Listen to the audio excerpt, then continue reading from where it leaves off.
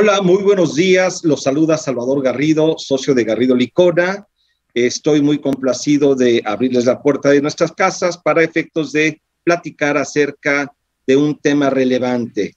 En nombre y representación de los socios de Garrido Licona y de todos los emprendedores, les damos la más cordial bienvenida. En esta ocasión me acompañan mis socios Adalberto Ramos y David Ruiz Enríquez, expertos y socios especialistas en materia de controversia y litigio fiscal. Hola, Adalberto. Hola, David. Muy buenos días.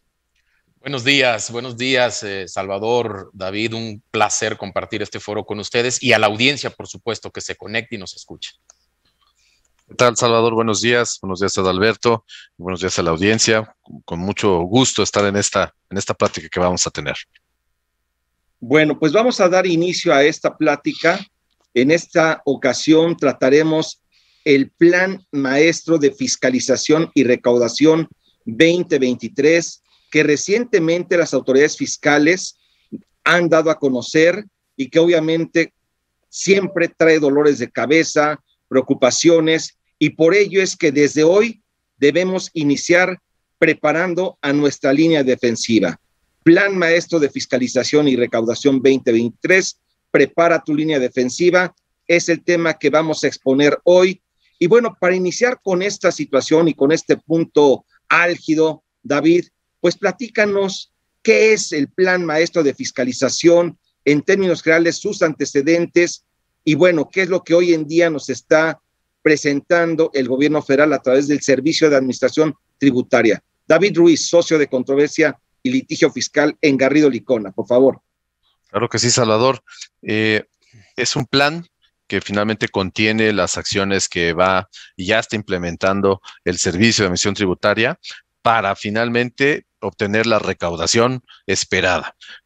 Como sabemos muchos, esto no es nuevo, tiene un antecedente ya de 3 ejercicios anteriores, tiene una peculiaridad que este es un plan pues ya integral, es un plan del Servicio de Administración Tributaria y no solo como había sucedido en años anteriores, en 3 años previos, que era un plan específicamente en grandes contribuyentes. Y bueno, aquí haré 2 comentarios muy puntuales. Uno es que pues hay altas expectativas de recaudación, como lo ha habido en los anteriores, y daré unos pequeños datos que pues todavía ponen en mucho optimismo a la autoridad o a las autoridades fiscales para lograr estas metas. Como sabemos, recientemente se dio a conocer el PIB, un PIB que sorprende porque es un PIB del 3%, eso quiere decir que la economía pues se ha venido recuperando.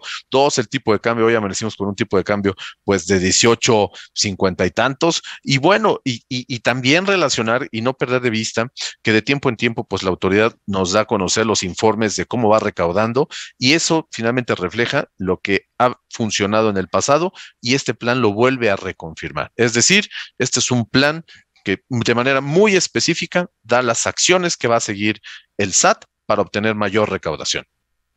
No, pues excelente. Aquí es algo que nos debería estar preocupando, Adalberto, porque pues desde luego, en el momento en el cual encontramos el concepto de recaudación, pues pensamos en el impacto que debe haber o puede tener esto en la empresa.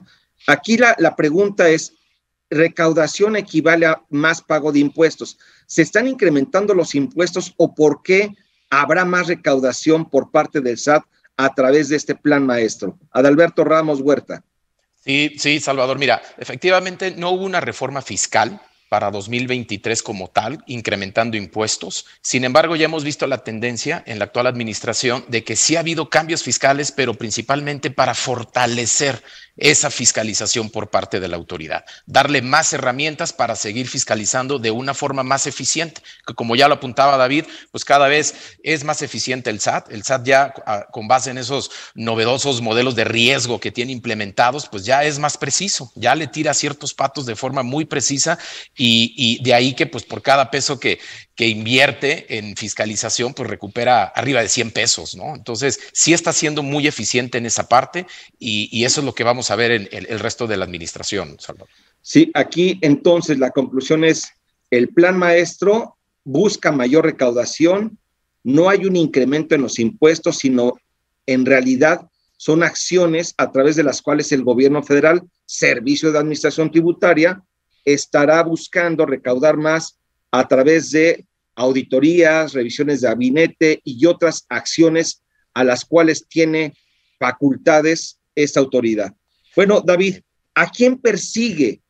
Platícanos, porque, bueno, ya sabemos que hay una mayor recaudación, ya nos asustaron y obviamente tenemos que preparar nuestra línea defensiva, pero particularmente todos debemos de estar preocupados o hay un objetivo, hay alguien que particularmente persigue. David. En efecto, Salvador, el plan es muy específico en sus partes y en una de ellas señala a qué empresas, las empresas que pertenecen a sectores económicos específicos. Estos sectores, vale la pena señalar que son los que desde un punto de vista económico se han mantenido, han crecido y finalmente pues han sido ojo por parte, o de manera muy particular por parte del SAT. Y empezamos, el alimenticio. Sabemos que con y sin pandemia, pues fue un sector económico que definitivamente no se vio afectado. Se hizo mucho uso de las tecnologías, de las entregas, etcétera, logística. Entonces, este sector, pues está en el ojo del huracán y obviamente mencionaremos que además de ser el sector, empresa que pertenece a ese sector, los aspectos que puede tener ya en particular en conceptos. Tenemos a la automotriz, sabemos que México pues cuenta con una capacidad ya instalada en materia de manufactura de vehículos ligeros y pesados, entonces es un sector importante tanto en la importación de materias primas como en la exportación de productos terminados, ¿no? Y no deja de ser atractivo pues el mercado mexicano también para consumidores. Podríamos también hablar de bebidas y tabacos. Recientemente vimos ahí algunas medidas del gobierno en temas de permitir o no ser permisibles en áreas de fumadores, pero bueno, hay reportes que indican que bebidas y tabacos también es un sector pues que ha crecido bastante y que tiene áreas de oportunidad en materia de recaudación. Está no menos el sector construcción, que ese si lo vemos es un buen indicador. Obviamente, por qué decir que es un sector que está creciendo, que se está reactivando, pero que también tiene, desde luego, bajo los ojos de la autoridad, áreas de oportunidad en el sector construcción.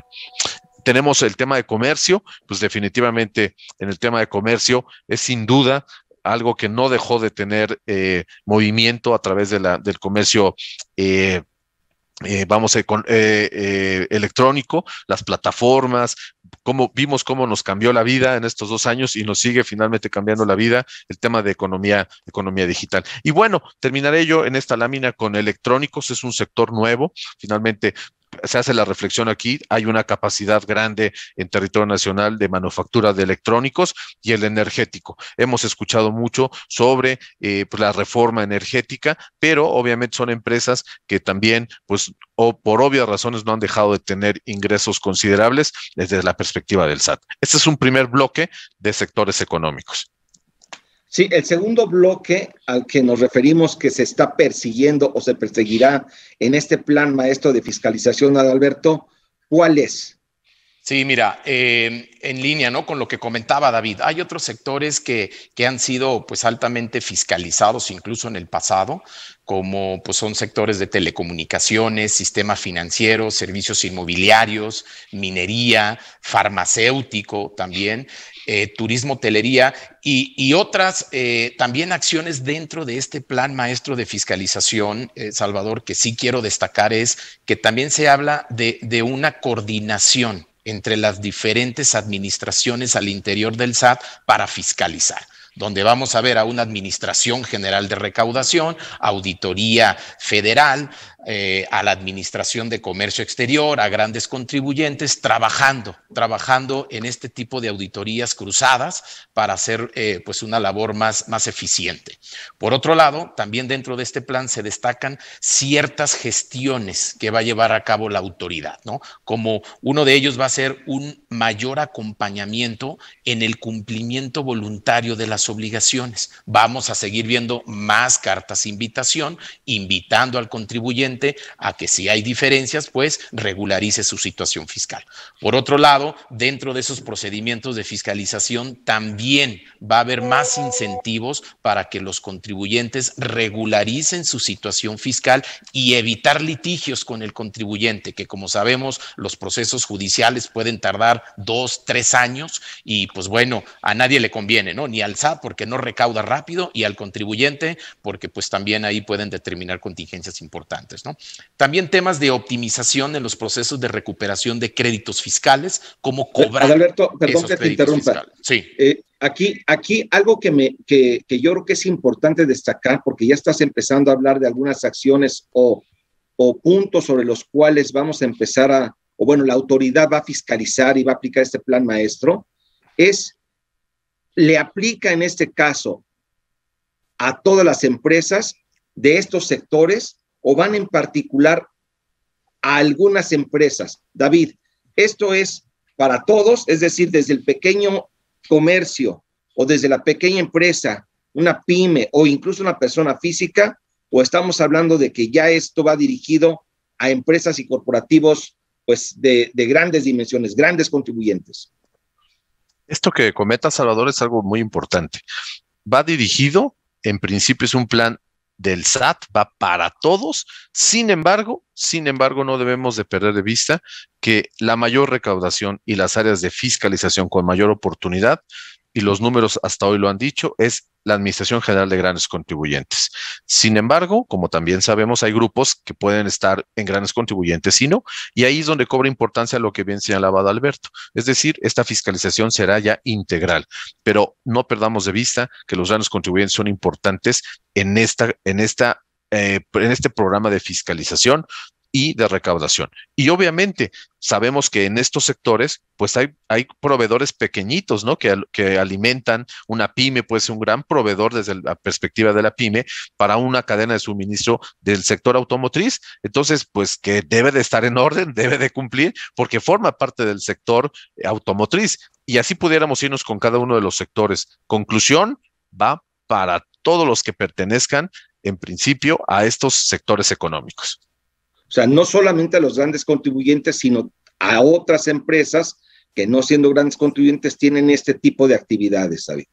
Así es, Salvador, es correcto. Ok, perfecto. Ahora, ¿por qué se persiguen? En este caso particular, ¿cuáles son las situaciones puntuales que el SAT va a perseguir? Adalberto Ramos, por favor. Sí, mira, Salvador, hay varias operaciones que ha identificado riesgos fiscales en ese tipo de operaciones y que el SAT va a tener que perseguir como parte de este plan maestro de fiscalización. Tenemos por una parte el tema de las devoluciones y aplicaciones indebidas de saldos a favor de impuesto al valor agregado. Vamos a ver una tendencia donde, pues con motivo también de los trámites de devolución, pues el fisco va a identificar esos riesgos, va a dictaminar dentro de esos procedimientos de devolución posibles contingencias y no solamente te va a negar, sino que también te va a dar pauta para poderte iniciar auditorías para ahora sí ya determinar, rechazar deducciones, acreditamientos, etcétera, ¿no? Y Adalberto, a lo mejor sí me permitiré ahí, Adalberto, en adición, rápidamente recordemos que venimos de una reforma reciente de los no objeto, ¿no? Cuánto no nos ha dado de discusión el tema de las actividades y actos no objeto y se relacionan finalmente, como bien lo señalas, Adalberto, en este tema. Sí, justo ese tema bastante polémico, David, el tema de los no objeto de IVA, que no obstante que ha habido varios cambios en la legislación, hoy en día todavía tenemos una situación de inseguridad jurídica, ¿no? ¿Qué comprender como parte de esos no objeto? Sabemos que hay un concepto en la ley que nos habla pues, de que estos no objetos serán aquellos actos, ¿no? Distintos a los del artículo 1 de la ley del IVA por los cuales tú percibas algún ingreso o contraprestación.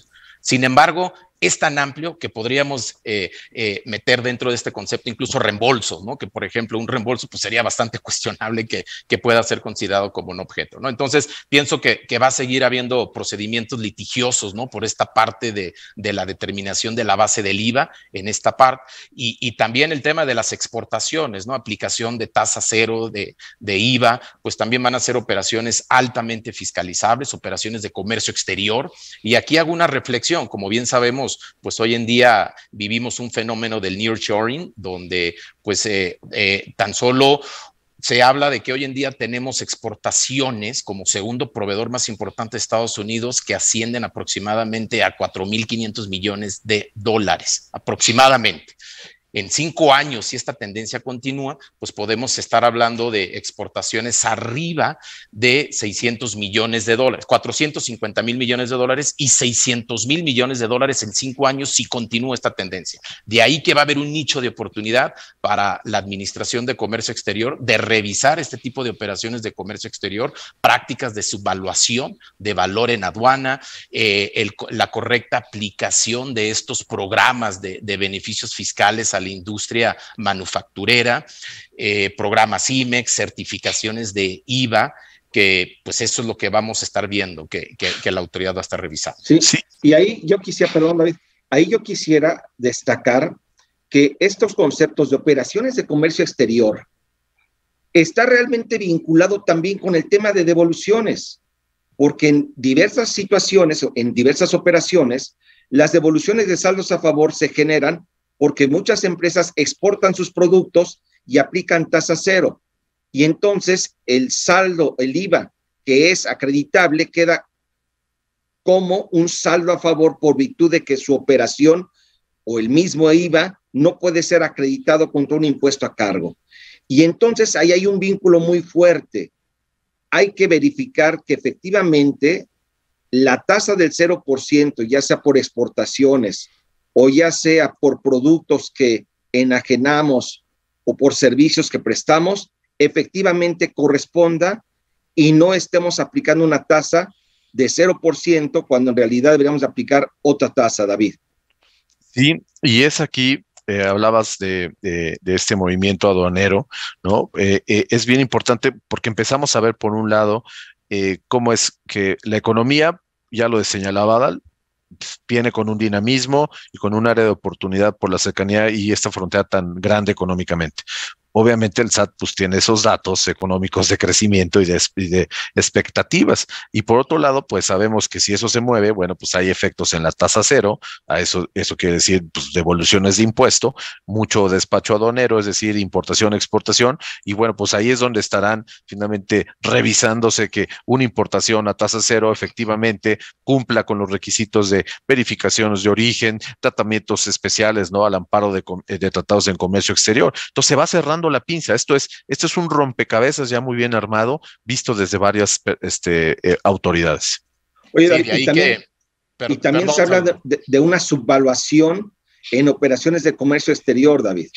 Sí, por mucho tiempo esa área ha tenido ese reto de verificar que efectivamente los productos que se importen, pues de verdad reflejen el verdadero valor, ¿no? Que es de ahí que ha habido hasta discusiones si ese valor debe ser un valor ya de mercado o debe de ser un valor específicamente para cumplir con cuestiones en materia de comercio exterior. Y cuando estos bienes llegan a México y finalmente entran en algunos ya beneficios porque entraron al amparo de un programa específico, pues en donde se han encontrado áreas de oportunidad y empezar, ¿por qué no decirlo?, a tener ahí pues manipulaciones, algunas creo que excedidas en materia de valores, ¿no? Y es donde están poniendo el ojo finalmente. Y eso va de la mano, y aquí es una acción también que nos señala este plan, que aquí la carta aporte, cuando estamos hablando de movimientos de mercancías, pues bueno, si hay duda de que la mercancía es lo que dices que importas con un valor específico, pues ahora con la carta aporte es otra herramienta que anuncian que habrá muchos operativos para revisar finalmente los temas de mercancías. Sí, Adalberto, ¿querías comentar algo, por favor? Sí, ¿no? Aquí cobra relevancia, ¿no? La labor preventiva. Como ya lo apuntábamos, pues sí, ante este cúmulo de auditorías en temas de comercio exterior, tocaste un tema sensible, ¿no? Que es la correcta determinación del valor en aduanas. Sabemos que por ahí las empresas tienen muchas áreas de oportunidad, no están determinando correctamente ese valor, entonces aquí es donde nos podemos anticipar, ¿no? Sobre todo efectos incrementables, decrementables, cómo hacerlo, cómo calcularlo, creo que ahí es donde nos podemos adelantar. Y en términos generales, ¿no? Ante esta tendencia de fiscalización agresiva que estamos viendo, pues definitivamente apoyados por herramientas tecnológicas y demás, creo que sí nos podemos adelantar para administrar, disminuir esos riesgos fiscales. Así es. Bueno, y también están conceptos como servicios especializados, David, que desde hace mucho tiempo se está atacando porque no se están pagando correctamente los impuestos que derivan de estas relaciones laborales, llámese impuestos sobre la renta, seguro social, Infonavit, impuestos locales sobre nóminas, etcétera. Ya se van y se seguirán atacando a estas empresas que ya incluso utilizan el concepto de empresas nomineras, David. Sí, llama la atención que así lo señala el plan. Van a estar sobre este plan el revisar a las empresas que están en esa raya, ¿no? En esa rayita legal, que finalmente pues han podido tener algunos beneficios fiscales bajo los conceptos de ingresos exentos para personas físicas.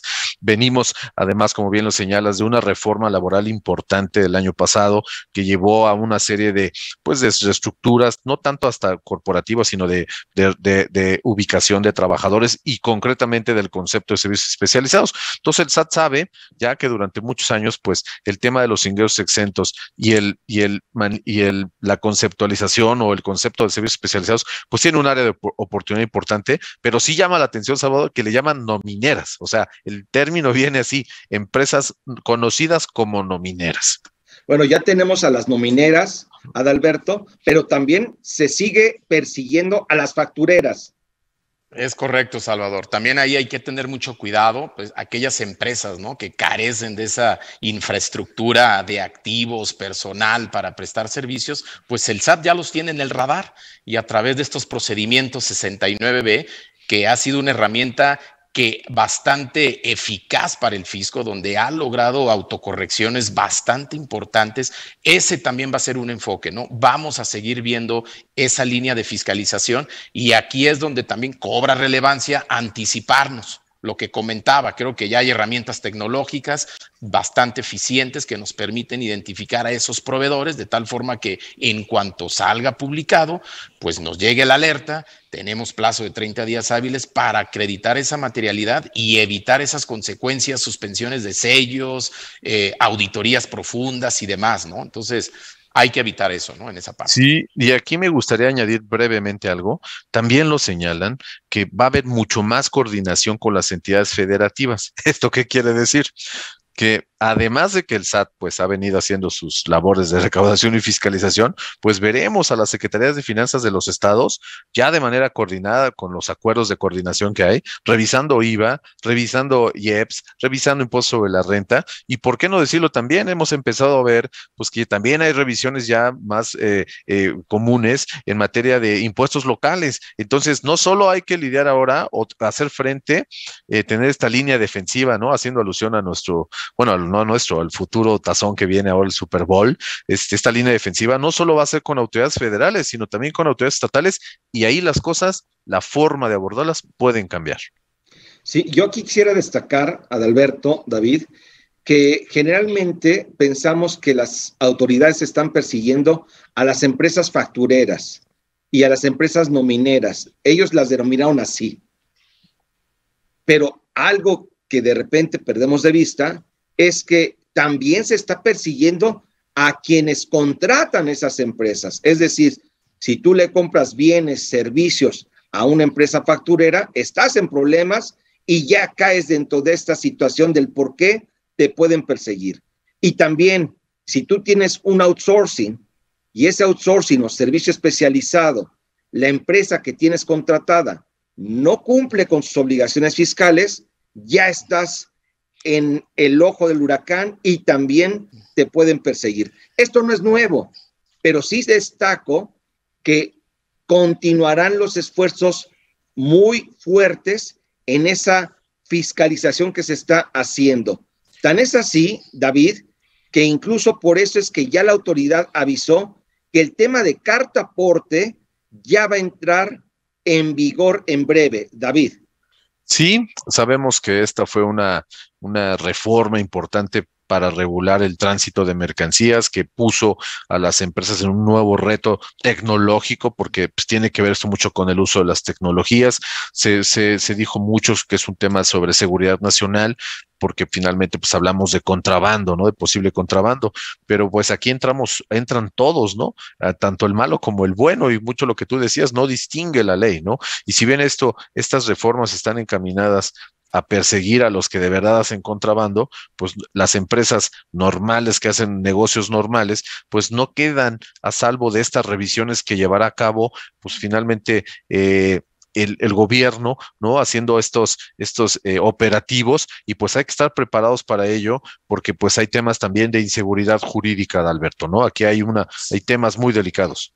Sí, sobre todo hago una reflexión sobre lo que mencionabas, Salvador, esa fiscalización a través de terceros, que es una tendencia. Hemos visto cambios en la legislación fiscal, en las reglas de resolución miscelánea, donde el fisco pues ya no solo va con el contribuyente, sino con terceros para tratar de asegurarse de ese cumplimiento de las obligaciones fiscales. Definitivamente las medidas que se han implementado sí son bastante cuestionables desde el punto de vista de legalidad, de constitucionalidad. De hecho, ha habido criterios ahí de los tribunales donde sí han puesto un freno precisamente esa situación de que, pues, por el incumplimiento de ciertos requisitos del proveedor o del cliente que te afecta a ti la deducción, eso es lo que ya se ha declarado ilegal.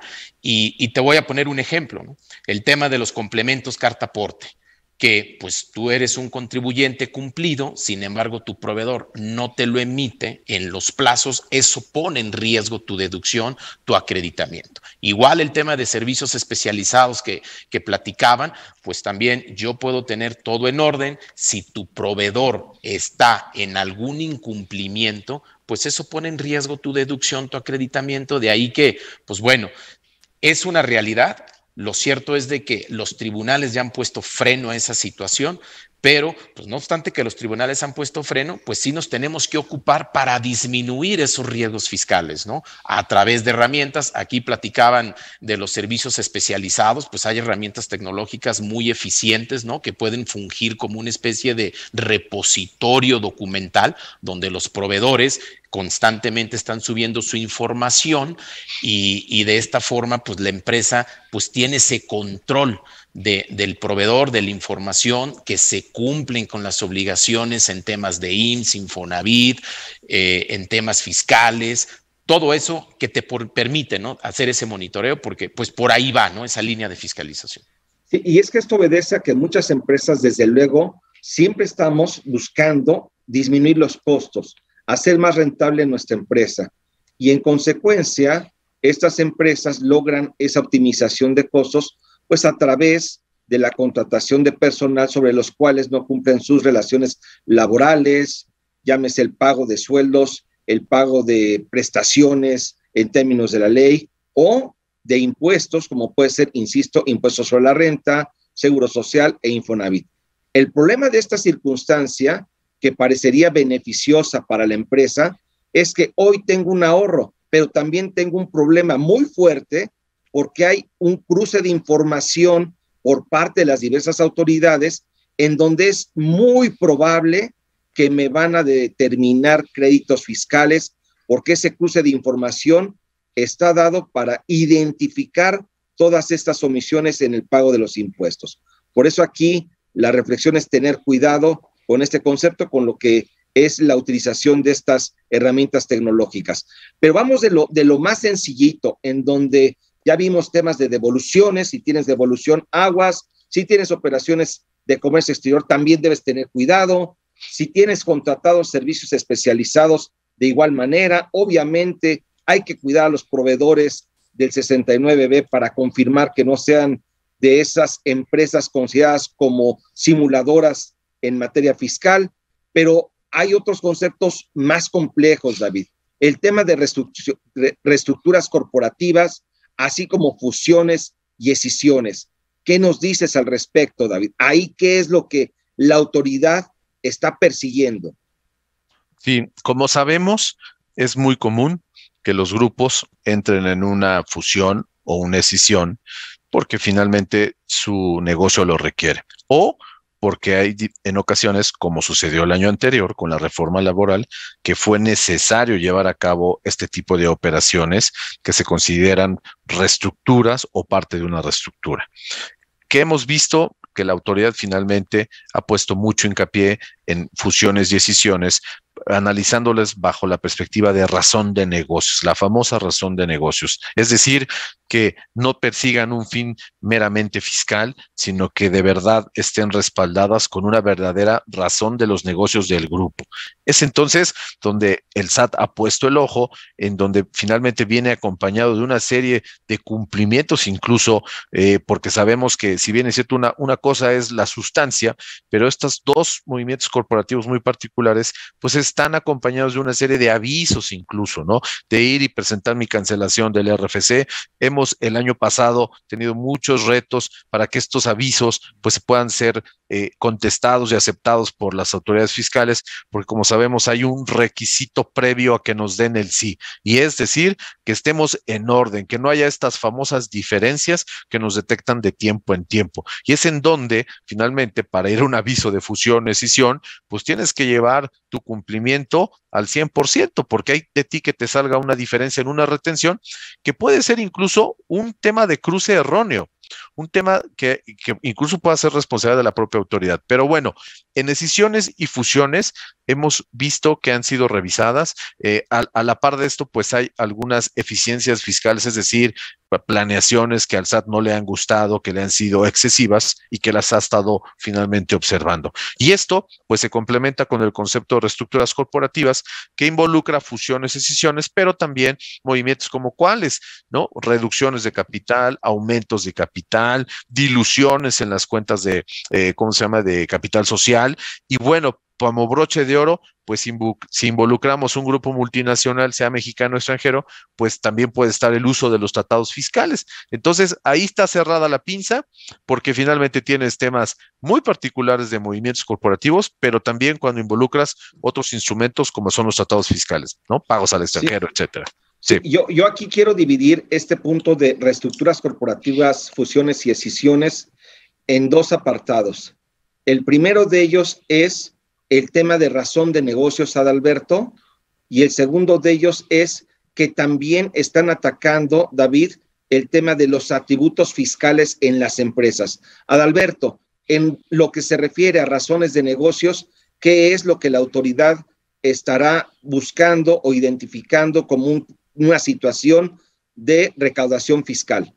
Sí, Salvador, ya lo vimos. A partir de 2020, con esta reforma fiscal, pues ya se establece, ya se formaliza la razón de negocios en el texto del artículo 5A del Código Fiscal de la Federación, donde justo cuando se celebren operaciones que carezcan de razón de negocios y generen beneficios fiscales, el fisco te lo va a poder recaracterizar. Hay un procedimiento, pero pues no está regulado con detalle cómo se va a aplicar este criterio de razón de negocios por parte de la autoridad. De ahí que todavía hay varios elementos que quedan en el aire, genera mucha inseguridad jurídica bajo qué parámetros se va a aplicar. Lo único que sabemos es de que pues sí, va a haber un órgano colegiado que va a estar conformado por funcionarios del SAT, de Hacienda, y que previo, dentro de una facultad de comprobación, previo a que te notifiquen el oficio de observaciones, te van a hacer de tu conocimiento si la operación carece de razón de negocios para pues, darte oportunidad de presentar información y desvirtuarla. Sin embargo, sí, perdón, te interrumpí, adelante, Alberto. Sí, solamente digo, para terminar esa idea, sin embargo, pues si aplican un criterio con el que no estemos de acuerdo a través de un crédito fiscal, que eso es lo que vamos a ver mucho, pues en contra de ese crédito fiscal, desde luego proceden los medios legales de defensa, ir ante tribunales para poder desvirtuarlo, ¿no? Sí, o sea, hay un órgano ya establecido, en este caso a través del Código Fiscal de la Federación, que se va a encargar de evaluar estos casos en torno a si existe o no razón de negocios y si hay una sustancia económica y si hay todo un concepto realmente alrededor de cualquier transacción para confirmar si es válida o no, y si no es válida, pues obviamente rechazarte y determinarte créditos fiscales. ¿Ese órgano, David, ya está funcionando, ya está actuando? Sí, recientemente se publicaron las reglas de miscelánea, donde dan a conocer de manera muy concreta 11 participantes, y en estos participantes están principalmente pues, funcionarios del SAT y de la Secretaría de Hacienda, que pues están relacionados con estos temas de sustantivo, estos temas de razón, que pueden ver la razón de negocios, ¿no? Entonces, ya están, es una reforma, aclaremos, el concepto nace ya desde 2020, pero en este año nos dieron a conocer las reglas de cómo va a funcionar este comité, que es el que va a sancionar, va a analizar y pronunciarse, como bien lo señala Adalberto, si existe o no razón de negocios, en los casos que les vayan finalmente, pues poniendo en análisis, pues el SAT, ¿verdad? Derivado de facultades de comprobación, de auditorías. Que en cierta forma, digo, este criterio ya hemos visto que de forma recurrente lo han aplicado, ¿no? Las autoridades en las auditorías, cuando tú realizas una erogación, un gasto, que cuestionan muchas veces que no es conforme a tu modelo de negocios, ¿no? También aquí es lo que nos sorprende es de que se meten, ¿no? A esa situación de cuestionar tu modelo de negocios, cuestionar esos gastos que no son consistentes con tu objeto, y lo hemos visto que lo han aplicado pues de forma con un amplio margen, ¿no? De discrecionalidad, que pues ahora pues lo que se busca con esta reforma es precisamente pues ya tener algunos criterios más objetivos de cómo aplicarlo, ¿no? Sí, que ahí es donde viene tu comentario en torno a que, ok, este órgano te puede dar una conclusión en un sentido negativo, que no reúnes los requisitos de razón de negocios, pero esto no quiere decir que estés perdido, te puedes defender, Adalberto. Sí, correcto. Te puedes defender. Eventualmente, si hay un crédito fiscal, pues puedes recurrir mediante demanda de nulidad ante el Tribunal Federal de Justicia Administrativa para tratar de revertir ese criterio. Ahora, lo que también, y aquí no, solo complementando, que esta parte de la razón de negocios pues está totalmente vinculada con el tema de materialidad, ¿no? Entonces, también hay que tener bien ese soporte documental de la existencia de las operaciones, la justificación detrás, esa razón de negocios hay que tenerla bien documentada, esa justificación económica de nuestras operaciones para pues, defendernos pues, de una forma más contundente, ¿no? En tribunales. Digamos que David se encargará de evaluar y de apoyar en la documentación de este concepto de razón de negocios, y si hay tiro, Adalberto, pues ahí tú entras. Yo me pongo los guantes. Tú te pones los guantes. Pero ahora, ya hablamos y comentábamos, David, de que obviamente está el tema de razón de negocios, obviamente está el tema de materialidad, pero también ya las autoridades están viendo los atributos fiscales, y hablo ya de pérdidas fiscales, de cuenta de capital de aportación, de cuenta de utilidad fiscal neta, que son conceptos relevantes para la operación, y sobre todo el tema de mandar los beneficios a los socios o accionistas. David, ahí, ¿qué es lo que la autoridad está identificando? Ya tiene así como el ojo en la mira. Desde luego e indudablemente lo tienen.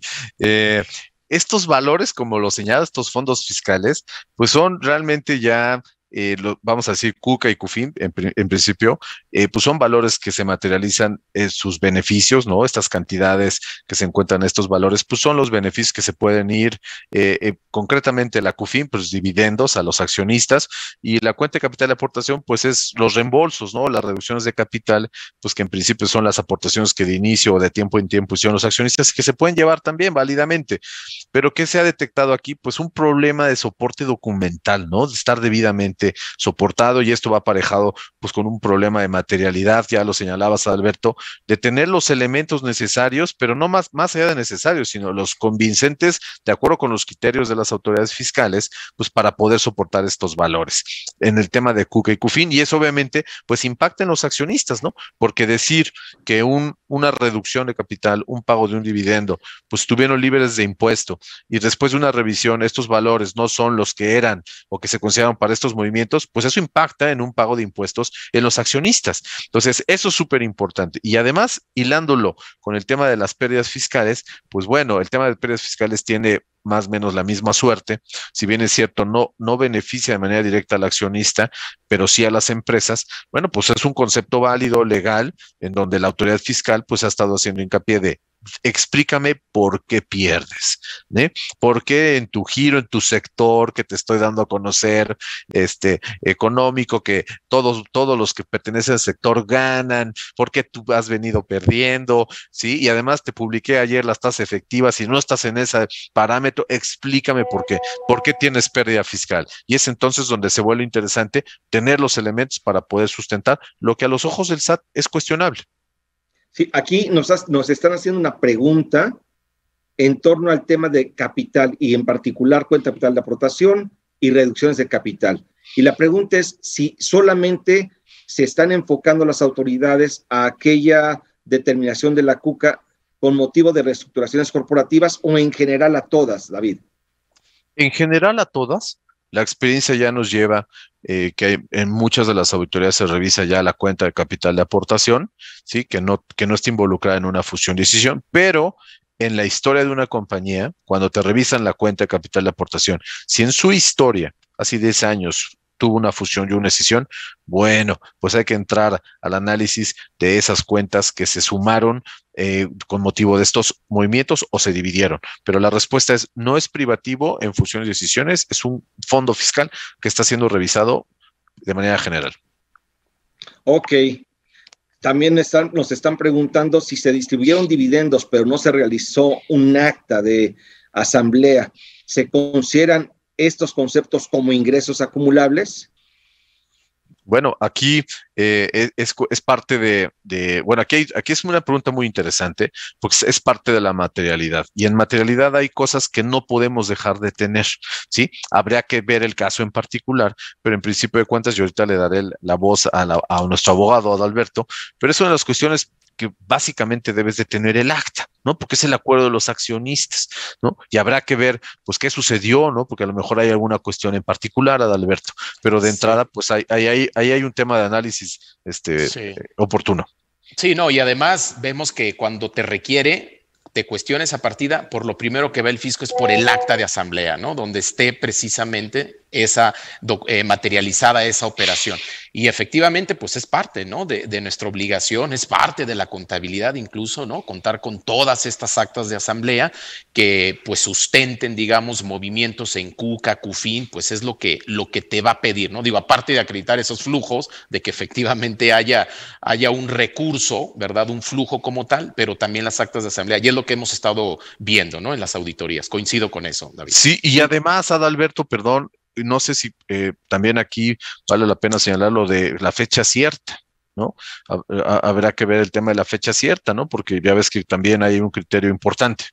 Sí, correcto, ¿no? Que por ahí la Corte, pues un poco desafortunado, resolvió hace ya 3 años más o menos aproximadamente, ¿no? Que pues como parte de una auditoría, pues el contribuyente tiene que proporcionar esos documentos que tengan fecha cierta.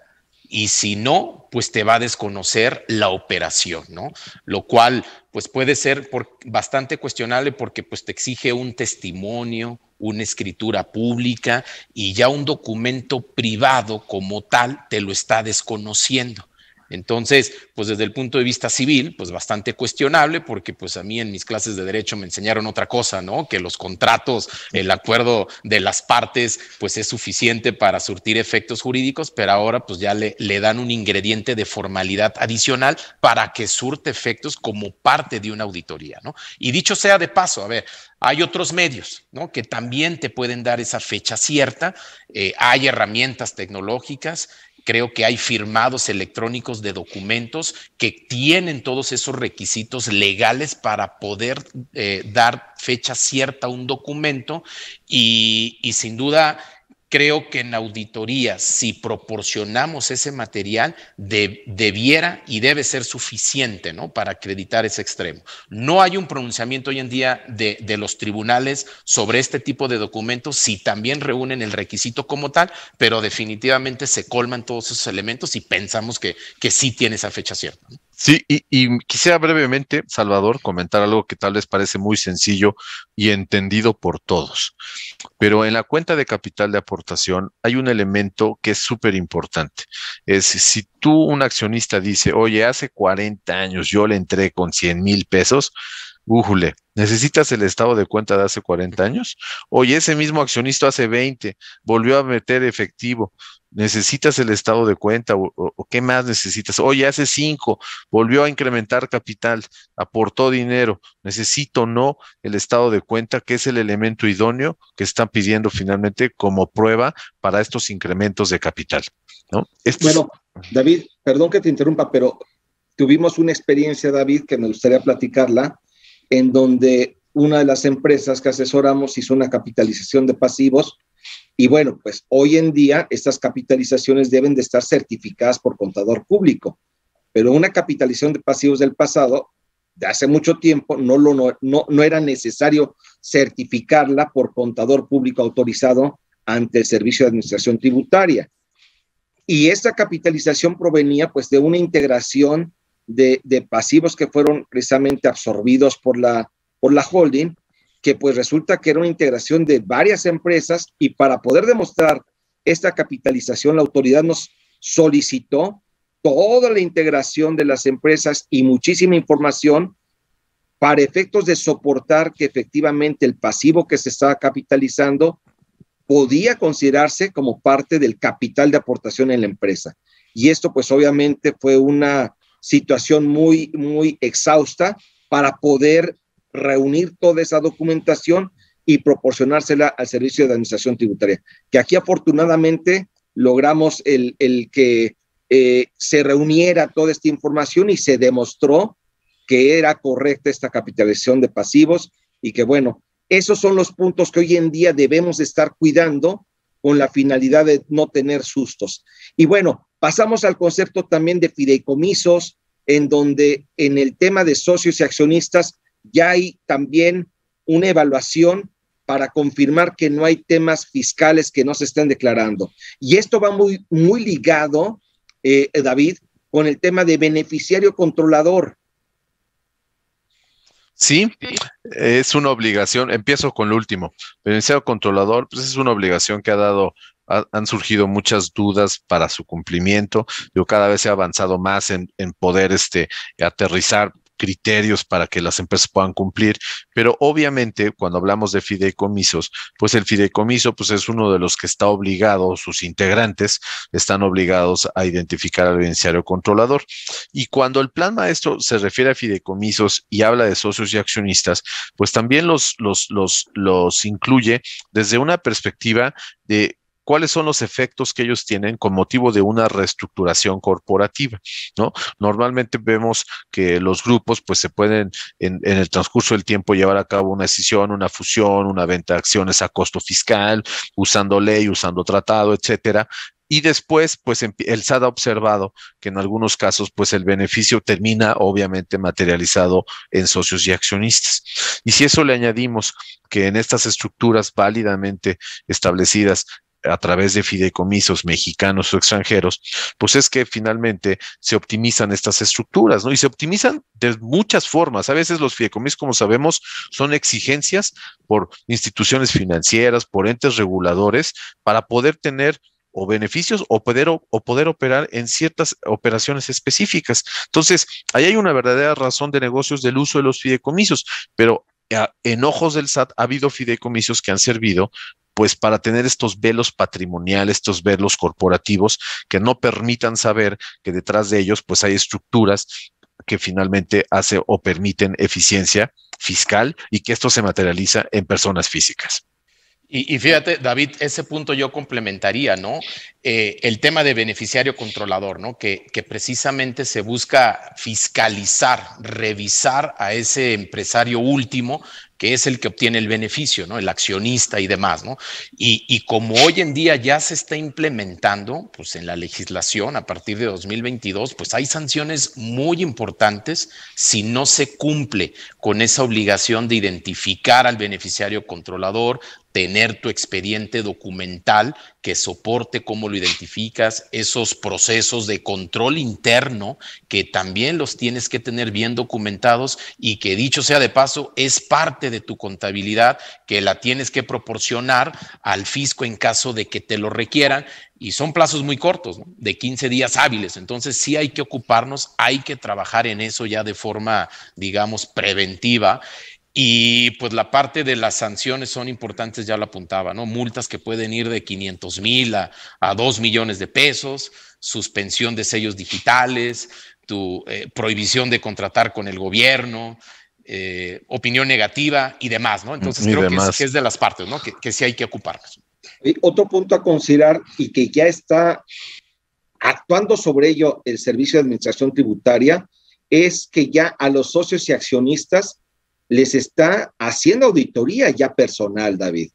Ya sea porque obviamente dentro de su declaración aplicaron el decreto de repatriación de capitales o por cuestiones en donde quieren confirmar que derivado de estas reestructuras corporativas, fusiones, adquisiciones, fideicomisos, pues están pagando correctamente sus impuestos. También ya hemos tenido varios casos en donde se ha involucrado el SAT y obviamente hay que preparar las líneas defensivas en estos casos, David. Sí, aquí cobra relevancia el hecho que muchos de las personas físicas, pues válidamente pueden tener también ya estructuras patrimoniales, ¿no? Que desde luego pues, son permitidas, y estas estructuras pues pueden ser muy sencillas o muy complejas dependiendo de lo que se quiera, ¿no? Entonces lo que hemos visto es que pues están finalmente revisando estas estructuras y obviamente reitero, el beneficiario controlador, la obligación, pues les puede ayudar o facilitar muchísimo, pero además de verlo nosotros como una carga más, lo vemos como un área de oportunidad, porque lo hemos platicado mucho, que en el beneficiario controlador desnudas, déjame ponerlo así, transparentas finalmente una estructura hasta llegar a los individuos, y hemos visto que hay áreas de oportunidad desde los temas de llevar las actas corporativas debidamente, ¿sí? Hasta áreas de oportunidad de eficiencias en estructuras, ¿no? Hay muchas estructuras que ya no funcionan, pues hoy como funcionaba antes 10 años y no están siendo finalmente ajustadas a la realidad. Entonces, regresándome al comentario, pues es oportuno revisar estas estructuras. Sabemos que el mundo está cambiando y que lo que antes era muy bien visto, ¿no? Estas estructuras que permitían ver los corporativos, pues hoy están siendo mal vistas, ¿no? Porque se parte del hecho que se están escondiendo o se está escondiendo la riqueza y que mucha de esa riqueza no ha pagado impuestos. Y en muchos de los casos eso no es así. Sí. Ahora, en todo lo que sería operaciones de financiamiento, Adalberto, ¿cuáles son los puntos que hoy el SAT está identificando y sobre los cuales puede determinar créditos fiscales? Sí, Salvador, el tema de ese tipo de operaciones de financiamiento, pagos entre partes relacionadas y demás, el SAT lo está abordando desde diferentes enfoques, ¿no? Por una parte, si es una operación de financiamiento, pues sí te pide, ¿no? Que acredites el destino de esos recursos, lo tienes que tener bien soportado documentalmente para demostrarlo. También desde la perspectiva de razón de negocios, también te lo cuestiona. El tema de precios de transferencia, que también las contraprestaciones pues estén a valores de mercado. Y hay pagos aparte relacionadas bastante sensibles que sí son operaciones de riesgo y que hemos visto que en auditorías nos cuestionan, como pues management fees, gastos a prorrata, que por ahí sabemos que pues hay una prohibición. Hay una regla miscelánea que nos permite, siempre y cuando reunamos esos requisitos que prácticamente se establecieron para no cumplirlos, un detalle exhaustivo, ¿no? De información, temas de publicidad, propaganda, y sí, justo, ¿no? Esos son los temas, ¿no? Que hemos visto altamente fiscalizables, ¿no? Sí, a mí me gustaría comentar algo breve en los financiamientos. Digo, los financiamientos hoy por hoy están más que ya regulados desde la perspectiva fiscal, ya lo señalaba Sadal, tienes reglas de capitalización delgada, de créditos respaldados, origen y destino, precios de transferencia, ya hasta uno reciente, ¿no? Y reciente, Adalberto, el tema de los intereses netos, ¿no? Que hubo una resolución importante de la Corte, que eso viene a ser un parteaguas porque finalmente nos dijeron cosas que no esperábamos, pero bienvenidas, desde luego. Sí, fíjate que también ese tema, digo, complementando lo que mencionaba, ¿no? Digo, hay varias restricciones en ley para deducir los intereses, ¿no? Tenemos reglas de capitalización delgada, la limitante de la deducción de los intereses netos, que fue una limitante que se implementó hace unos años y no es sino tú tienes la limitante de deducir solamente intereses netos hasta el 30% de tu utilidad fiscal ajustada. Desde luego, esa limitante dio lugar a una serie de amparos.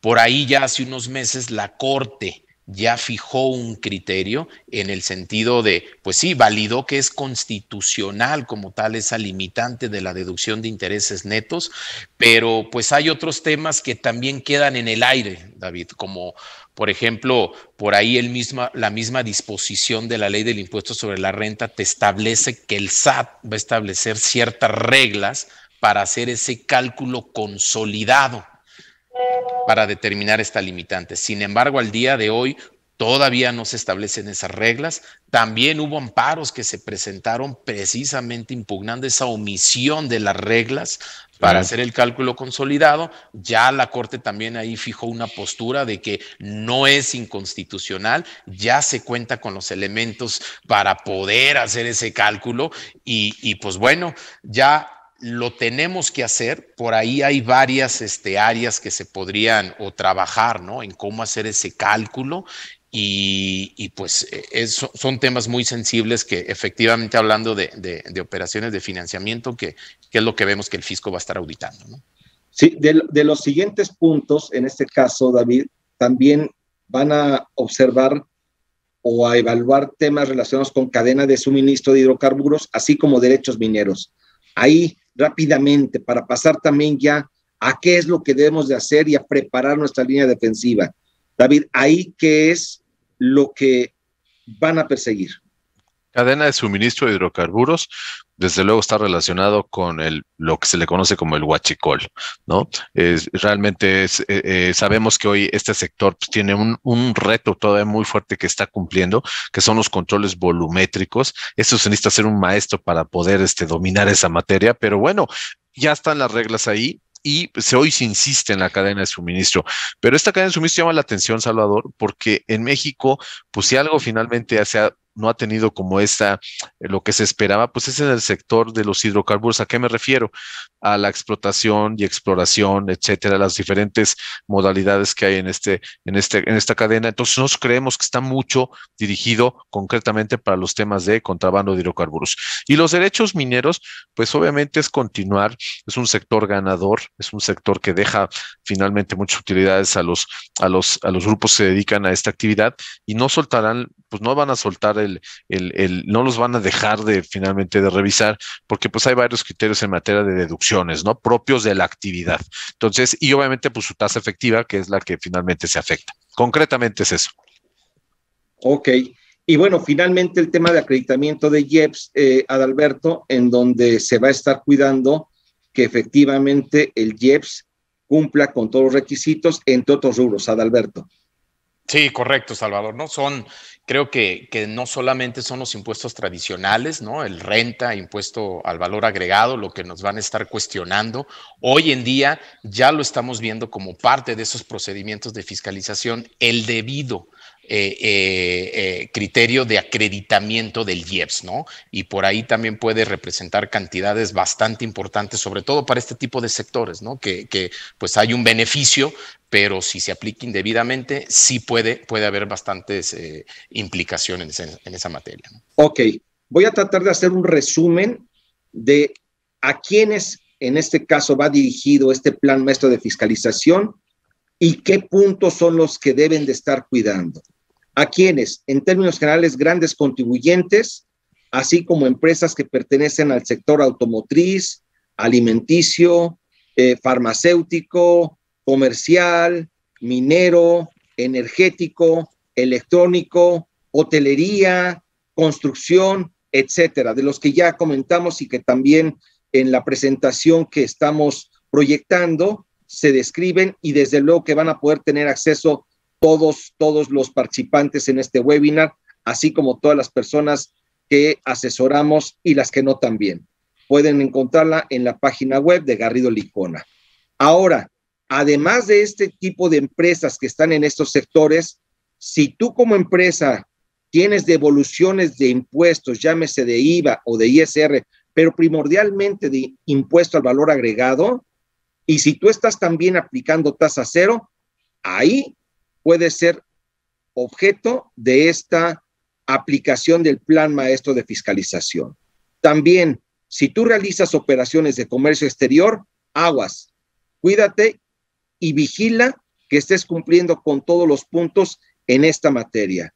Si tú tienes servicios especializados contratados o eres una empresa de servicios especializados, también debes de vigilar estos puntos. Si tú tienes reestructuraciones corporativas, ya sea aumentos, reducciones de capital, cambio accionario, fusiones, escisiones, también debes de vigilar tu situación particular porque puede ser objeto de observación, auditorías, revisiones por parte de la autoridad. Si tienes, obviamente, fideicomisos, socios y accionistas que operen a través de estos conceptos, también eres susceptible de ser revisado por la autoridad. Si tienes financiamiento, sobre todo del extranjero, y o pagos al extranjero, o tienes pérdidas fiscales de una manera frecuente, o tu contribución de impuestos no es alta en términos de lo que son las tasas efectivas que el Servicio de Administración Tributaria está dando a conocer, también puede ser objeto de este plan maestro de fiscalización.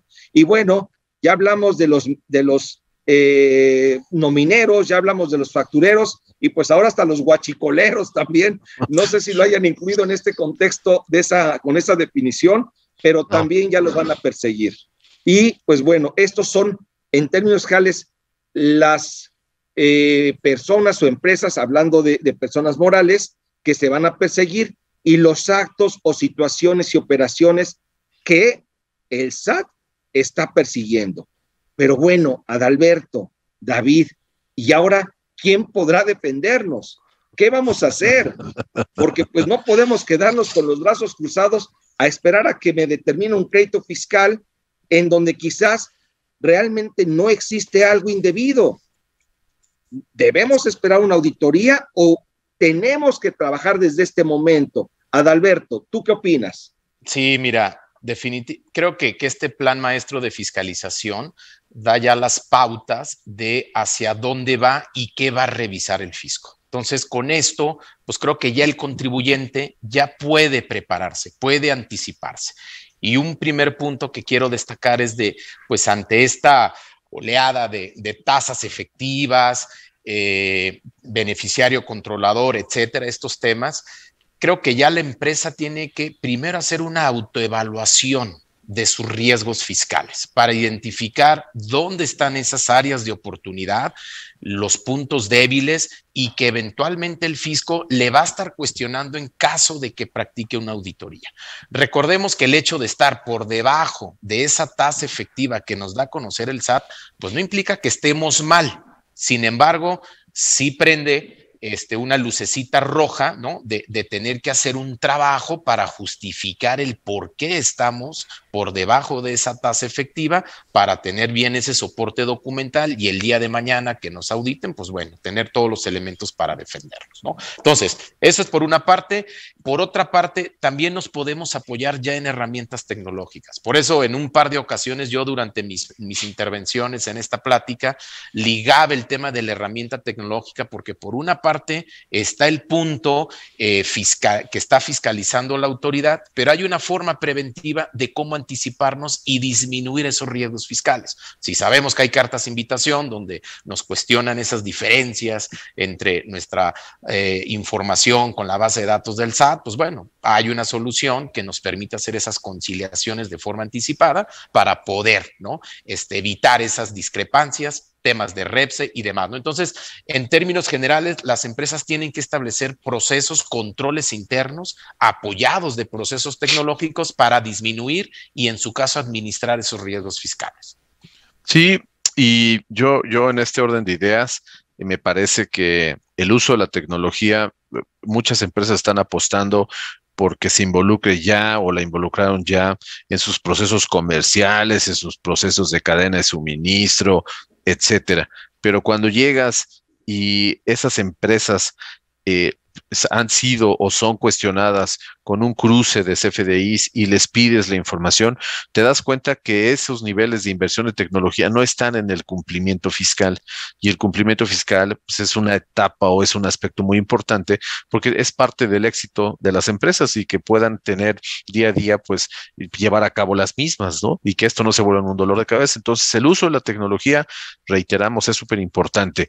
Continuando con esto, Salvador, está el control de saldos a favor. ¿Qué se refiere a esto? Bueno, pues si finalmente me están cuestionando mis saldos a David, favor, sí, adelante, dime. Perdón, me voy a permitir interrumpirte, Sí. porque ese concepto de conciliación y de tecnología, obviamente, yo creo que sí debemos de hacer y destacar en dónde deberíamos de estar aplicando esta tecnología. Y en particular hablábamos de conciliar nuestros ingresos, llámese los ingresos de la empresa, los que tenemos registrados en nuestros estados financieros, en nuestras balanzas de comprobación, lo que es parte de nuestro negocio, la parte financiera contable, la debemos de conciliar contra la parte fiscal y a su vez contra la parte de la operación, y ahí es donde entra el tema de hacer una conciliación de CFDIs desde la parte financiera contable hasta la parte fiscal y después subirla a lo que es la conciliación con lo que tiene el SAT, porque muchas ocasiones hacemos esa conciliación solo en nuestra empresa, pero no confirmamos cuál es la información que tiene el SAT, y el SAT pudiera tener información que nosotros desconocemos, porque por alguna razón pudieran haberse pedido CFDIs, por ejemplo, para un gasto personal que no debió haberse hecho, pero que alguien por allí lo pidió por una comida o por una situación, y el CFDI lo piden a nombre de la empresa, y realmente ese no es un gasto, no está en tu contabilidad, pero ahí está en la base de datos del SAT. Y ese tipo de conceptos, ya sea como ingreso o como deducción, habrá que identificarlos para, en su caso, si el SAT nos cuestiona esas diferencias, poderlas explicar sin ningún problema ante la autoridad. También en el tema de tecnología, hay que confirmar y asegurarnos que no haya empresas factureras, que no tengamos operaciones con estas empresas, porque desde luego, si no lo tenemos, vamos a tener un problema de estar operando con empresas factureras, y pues ya nos pusimos en el ojo del huracán, y quizás tú puedes tener una operación y eso puede atraer un complejo sistema de revisión por parte del SAT. Y en el tema de cancelación, Adalberto, me estás comentando por aquí por el chat que nos estamos comunicando lo relacionado con la cancelación de CFDIs, que creo que ese es un punto relevante, porque incluso hoy deberíamos estarnos amparando. Adalberto Ramos.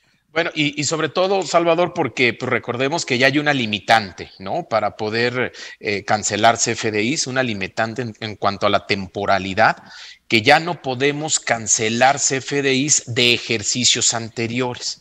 En el caso de CFDIs de 2021 para atrás, hoy en día no lo podemos hacer. Los de 2022, pues bueno, tenemos hasta la fecha de la presentación de la declaración anual para hacerlo. De ahí que, en línea con lo que comentabas, ¿no? Es importante hacer esa conciliación de los CFDIs, identificar aquellos que estén duplicados o que no procedan, etcétera, para, pues sí, corregir esa parte, ¿no? Ahora, nos parece esta disposición, esta limitante de cancelar CFDIs de ejercicios anteriores, pues sí, un poco arbitraria, ¿no? Porque, pues por una parte, el fisco sí tiene los 5 años para revisarnos la situación fiscal, la situación de nuestros CFDIs. Sin embargo, el contribuyente, pues solamente lo podrá hacer en el ejercicio que corresponda, ¿no? Entonces, esa situación de inequidad, déjame decirlo así, pues sí es bastante cuestionable. Pensamos que se podría impugnar con algún amparo, y pues desde luego los plazos para presentar el amparo son cortos. Yo en este caso particular te podría decir que hay que esperar una afectación, y esa afectación va a ser cuando intentemos hacer esa cancelación y que los sistemas del SAT no nos lo permitan. Nos va a generar un acuse de que no podemos hacerlo. Eso podría ser una afectación y a partir de ahí podríamos ir al amparo.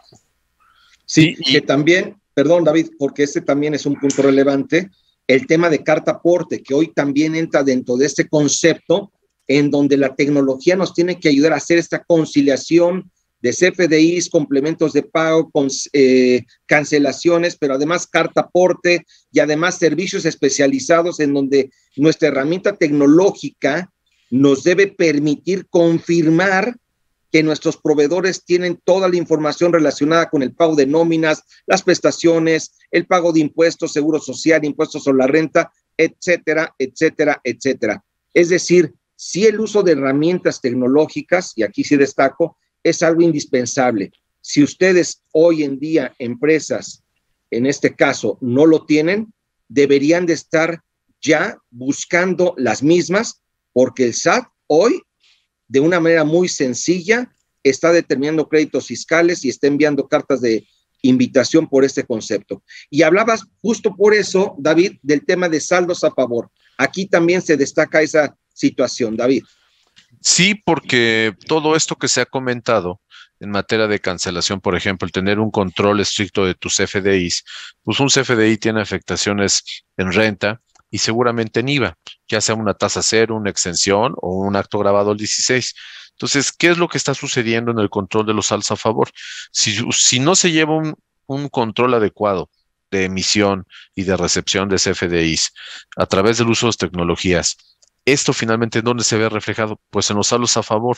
Cuando tú vas a solicitar un saldo a favor, pues el SAT ya te tiene analizado y cada vez más, si, ¿por qué tienes el saldo a favor? Si eres eres un solicitante continuo o normal de saldos a favor, bueno, ya tiene tu historia, ya sabe por qué se originan, sabe finalmente que al sector que perteneces hace todo el sentido, pero también están aquellas empresas que de tiempo en tiempo generan un saldo a favor, y ya sea en IVA o en renta, y esto está de la mano, pues con un control adecuado de CFDIs. Entonces, ¿qué es lo que finalmente estamos destacando aquí? Que en materia de saldos a favor, también hay una serie de reglamentaciones que hay que cumplir. Y aquí lo voy a relacionar un poquito, me estoy adelantando con comercio exterior. Si tú eres una empresa, por ejemplo, que vendes alimentos y para esos alimentos importas una serie de materias primas, muchas de ellas traen el beneficio pues, de estar exentos de IVA e incluso de no pagar impuestos en la importación. Bueno, si finalmente no tienes un control adecuado de estos FDIs, esto es lo que te pide el SAT para poder proceder a las devoluciones. Entonces, como pueden escuchar y ver, se relaciona en muchos aspectos el adecuado control de FDIs. Así es. Y bueno, ya comentabas, Adalberto, el tema de la evaluación de riesgos fiscales, que es obviamente hacer un check-up, así como nosotros nos hacemos el check-up médico para ver nuestro estado de salud, es indispensable hacer un check-up de nuestra empresa en todas las áreas, en la parte financiera, en la parte de negocios, en todas, pero hoy, con motivo del Plan Maestro de Fiscalización, pues se vuelve prioritario el tema fiscal. Y obviamente dentro de esto, David, está el tema de los diagnósticos de tasas efectivas. David, ahí, ¿cuáles son los puntos que debemos de estar vigilando? Sí, nada más digo, dato importante, lo que hay que vigilar es lo que incluso nos publicaron ayer, ¿no? Ayer hubo una publicación de tasas efectivas, se anunció en el Plan Maestro que venían más publicaciones de tasas efectivas y precisamos, creo que algo importante, se publicaron tasas efectivas de sectores y actividades que ya se habían publicado para los años del 16 al 19, es decir, actualizaron al 2021 tasas efectivas de ciertos sectores, 5 sectores. Ahora, ¿qué es lo que nosotros finalmente hemos sugerido? Es, si ya tienes un parámetro que es un parámetro de riesgo, pues ponte a hacer un análisis primero de cómo está tu sesgo, tu diferencia entre la tasa publicada y la tasa que tú tienes, ¿no? Verificando que pues sea la tasa que te corresponde, es decir, vas a tu clave de actividad, ves si está publicada, ves el sesgo que hay y si está por debajo, pues lo que debes de hacer finalmente es algo muy sencillo,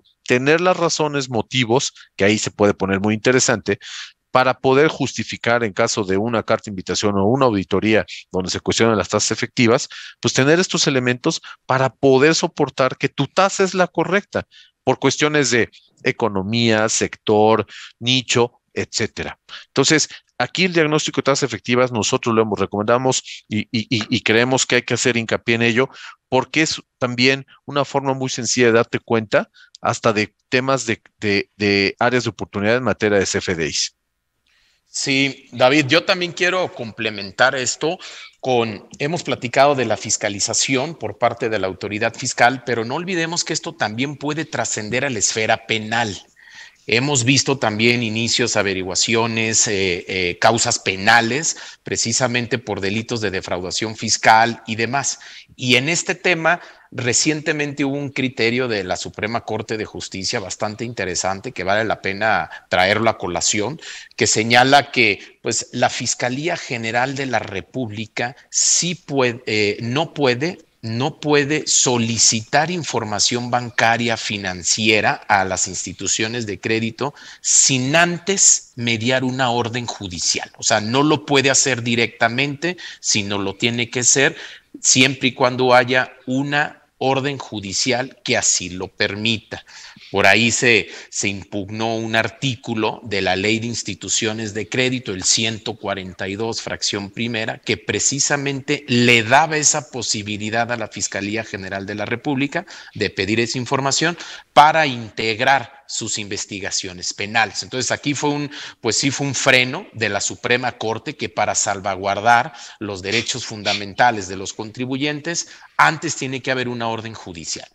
Esto lo traigo a colación con un criterio bastante polémico que aquí en la firma lo platicamos, lo comentamos en algunos foros, precisamente de la misma disposición del 142, pero la fracción cuarta, que ahí permite al SAT, dentro de sus facultades de comprobación, solicitar la información bancaria a través de la Comisión Nacional Bancaria y de Valores para revisar la situación fiscal del contribuyente. Y ahí la Corte sí validó que es constitucional, o sea, que sí lo puede hacer el SAT siempre y cuando sea para revisar tu situación fiscal, ¿no? Entonces, bastante interesante. Lo que decía es que, pues, esto efectivamente puede trascender a una esfera penal. Y voy a poner un ejemplo, ¿no? El tema de las discrepancias entre los depósitos bancarios con lo que tú declaras, que ese es un tema que ha dado mucho de qué hablar. Y pues hoy en día prácticamente si hay una diferencia, pues pueden iniciar desde luego causas por defraudación fiscal. También la UIF puede asumir que esa diferencia no justificada que no estás declarando, pues podría ser un tema de prevención de lavado de dinero, ¿no? Entonces, asumir que el origen es ilícito. Entonces, fíjate, y lo que comentábamos, ¿no? Cómo las autoridades, pues ya se están coordinando, tanto tienes a un SAT, a una UIF, que están uniendo esfuerzos para fiscalizar desde esas diferentes vertientes una misma operación, y pues hay que estar ahí atentos, ¿no? De esa parte. Y ahí, David, ¿qué es lo que puede ayudar? ¿Un defense file nos puede ser de utilidad? Desde luego, muy importante, y esto ya está de moda desde hace muchos años, bueno, ya de recientes años, pues parte de la línea defensiva, hablando en términos de fútbol americano, pues si nos van a querer anotar, pues cómo vamos a evitar que nos anoten gol, ¿verdad? Pues cómo, pues con este archivo de defensa que contenga pues contratos actualizados, firmados, con fecha cierta, argumentaciones. Desafortunadamente a veces los números son muy fríos, pero no se equivocan.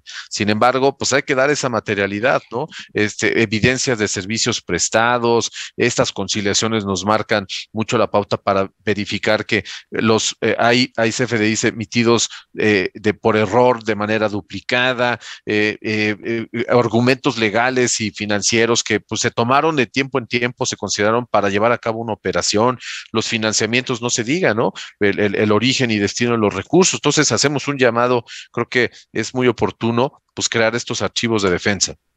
Sí, y aquí debo destacar que en la práctica, David, Adalberto, sí vemos frecuentemente que esto es un dolor de cabeza en las diversas empresas. ¿Por qué? porque la información está regada por toda la institución, por toda la empresa. El área de tesorería tiene cierta información, el área legal tiene cierta información, el área contable tiene cierta información, y así nos podemos ir por diversas áreas.